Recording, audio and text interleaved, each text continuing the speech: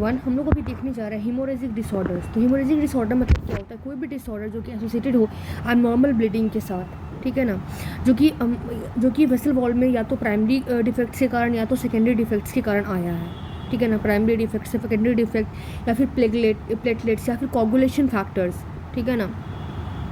ये सब किसी में भी प्रॉब्लम हो, क्योंकि जब सबके सब नॉर्मली फंक्शन करते हैं तभी दे इंश्योर द हीमोस्टैसिस।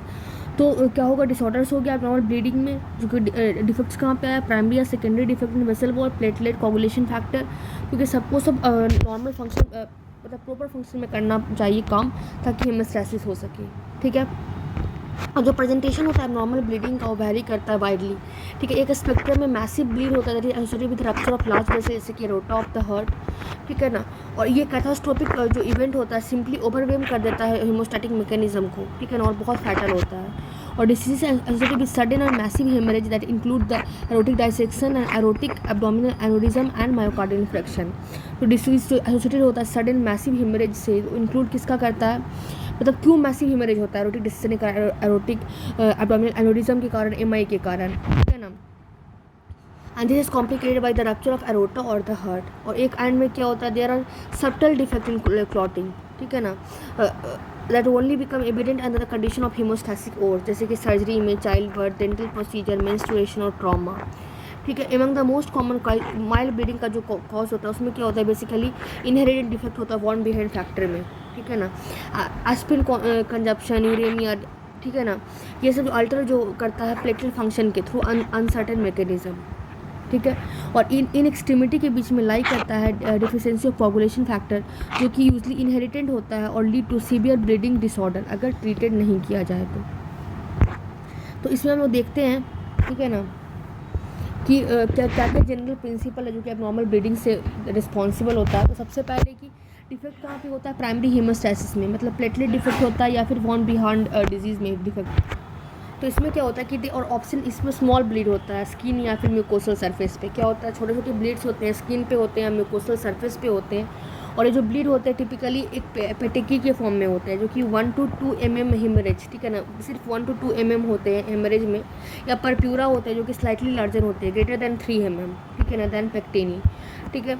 उसके बाद ये बिलीव किया गया है कि कैपिलरी जो म्यूकोसा का और स्किन का होता है वो पर्टिकुलरली प्रोन होता है रप्चर के लिए फॉलोइंग माइनर ट्रोमा।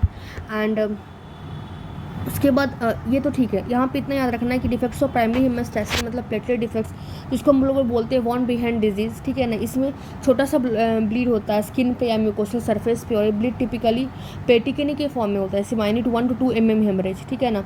और परप्यूरा में क्या होगा? लार्जर होगा, ग्रेटर दैन 3, ठीक है, दैन पेटिकेनी, ओके। और ऐसा क्यों होता है? क्योंकि जो हमारा जो कैपिलरीज होता है म्यूकोसा का और स्किन का पर्टिकुलरली प्रोन होता है रप्चर के लिए, ठीक है ना, माइनर ट्रॉमा के बाद। और उसके बाद फिर क्या होता है? प्लेटलेट सील कर लेते हैं इन डिफेक्ट को, ठीक है। और जो म्यूकोसल ब्लीडिंग होते हैं एसोसिएटेड किस से होते हैं? Defect in the primary haemostasis, जिसमें क्या होता है? एपिस्टैसिस, नोज ब्लीड में, ठीक है, in the form of nose bleed, epistaxis, gastrointestinal bleeding, excessive menstruation जिसको बोलते हैं मेनोरिया, ठीक है ना।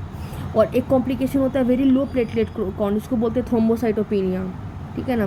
लो प्लेटलेट काउंट थ्रोम्बोसाइटोपिनिया में क्या होता है? इंट्रासेरेब्रल हेमरेज होता है जो कि फैटल हो सकता है। तो म्यूकोसल ब्लीडिंग किसमें होता है? That is associated with primary defect in primary haemostasis, जिसमें होता है एपिस्टैसिस को बोलते हैं नोज ब्लीड, गैस्ट्रोइंटेस्टाइनल ब्लीडिंग, ठीक है ना, इवन एक्सेसिव मेंस्ट्रुएशन इसको बोलते हैं मेनोरिया, ठीक है। लो प्लेटलेट काउंट जिसको बोलते हैं थ्रोम्बोसाइटोपिनिया, ये अगर होते हैं तो इंट्रासेरेब्रल हेमरेज का होने का चांसेस रहते हैं।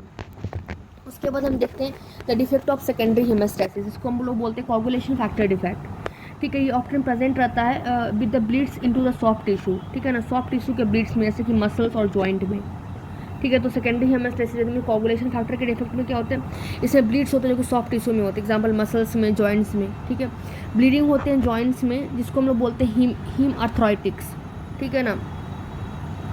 ये माइनर ट्रॉमा भी हो गया तो ऐसा हो जाता है, और कि हीमोफीलिया का कैरेक्टरिस्टिक है, ठीक है। उसके बाद थर्ड इज जनरलाइज्ड डिफेक्ट, जो कि इन्वॉल्व करता है स्मॉल वेसल्स को, ठीक है ना। जनरलाइज्ड डिफेक्ट जो कि इन्वॉल्व करता है स्मॉल वेसल्स को, और इसको हम लोग बोलते हैं that is present with palpable purpura, इसको इकाइमोस भी बोलते हैं, ठीक है। क्या क्या बोलते हैं? पाल्पेबल परप्यूरा या फिर इकाइमोस। पाल्पेबल परप्यूरा और इकाइमोस जो होता है उसको हम लोग कभी कभी ब्रूसिस भी बोलते हैं। ये हेमरेज होता है 1 to 2 सेंटीमीटर इन साइज़ का, ठीक है। इकाइज्मो को हम लोग क्या इकाइमोस को क्या बोलते हैं हम लोग, that is called bruise, basically generalize defect है, ठीक है, जो कि इन्वॉल्व करता है स्मॉल वेसल्स को, 1 to 2 सेंटीमीटर इन साइज होते हैं, ठीक है ना। पहले जो हमने देखा था पेटिकिनी देखा था, ठीक है ना, परप्यूरा देखा था, वो सब एमएम्स में था, 1 to 2 mm लार्ज, और ये हम लोग जो इकाइमोस बोल रहे हैं ये हेमरेज में 1 to 2 सेंटीमीटर इन साइज है, ठीक है ना। परप्यूरा में और इकाइमोस में जो वॉल्यूम ऑफ एक्स्ट्रावेटेड ब्लड है वो बहुत ज़्यादा होता है इनफ, तो जो कि क्रिएट कर देता है पल्पेबल मास ऑफ ब्लड, जिसको नोन एज हीमाटोमा, ठीक है। परप्यूरा में भी और इकाइज्मो में जो वॉल्यूम जो एक्स्ट्रा वेस्टेड ब्लड जो होता है ज़्यादा होता है, ठीक है ना, ताकि वो पल्पेबल मास ऑफ ब्लड करवा सके, इसको बोलते हैं हीमाटोमा। और परप्यूरा और इकाइमोस जो होता है सिस्टेमिक डिसऑर्डर जो कि डिस्टर्ब करे स्मॉल ब्लड वेसल का, उसका कैरेक्टरिस्टिक होता है, जैसे कि वैस्कुलाइटिस, ठीक है। अब इसमें एक और आता है that is HIT hit syndrome, that is heparin induced thrombocytopenia syndrome.